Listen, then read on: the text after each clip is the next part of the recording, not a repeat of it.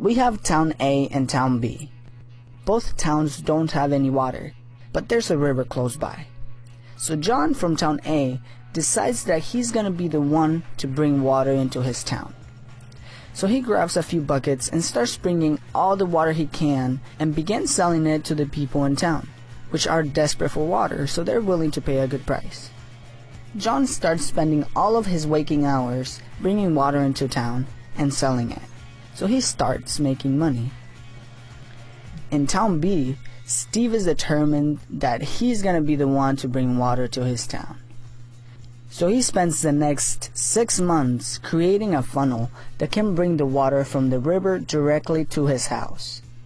He doesn't get paid for this, but after he's done, he starts selling the water to the people in town for a good price.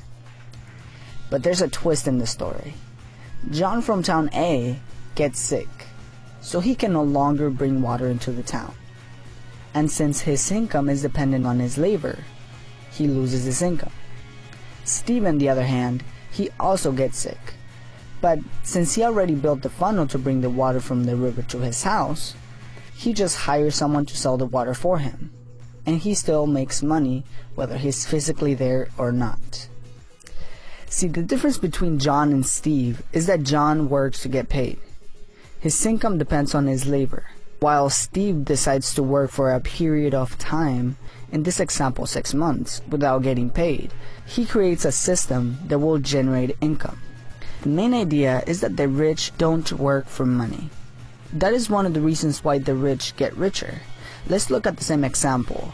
Once Steve is done with his first funnel, he can go to Town A and build another one and even run John out of business.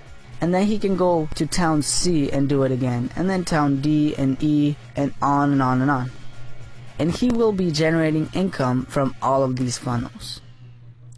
This is actually called an asset, which I explain in more detail in my other Rich Dad Poor Dad video. So while John has to work every single day to earn his paycheck, Steve earns his, even if he is not physically there. So again, when most people work for money, the rich build systems to generate money for them. Robert Kiyosaki explains that our financial lives are run by two emotions, fear and desire. The fear of not having money and not able to pay our bills makes us go find a job, which is perfectly normal and it happens to most of us. So then we get a job and start making money. Then desire kicks in. And we start thinking about all the cool things that we can buy. We start thinking about those new Jordans that just came out. We start thinking about that car that we always wanted. And then we spend all of our money. So the fear of not having money kicks in again. And then a pattern is created. We work, we get money, we spend it. And then we're back to square one every month. This is what is called the rat race. Dominating these emotions can help us achieve more lasting wealth. For example, dominating fear can help us work without having to get paid to be able to create an asset. And dominating desire can help us avoid spending money on things that we don't need.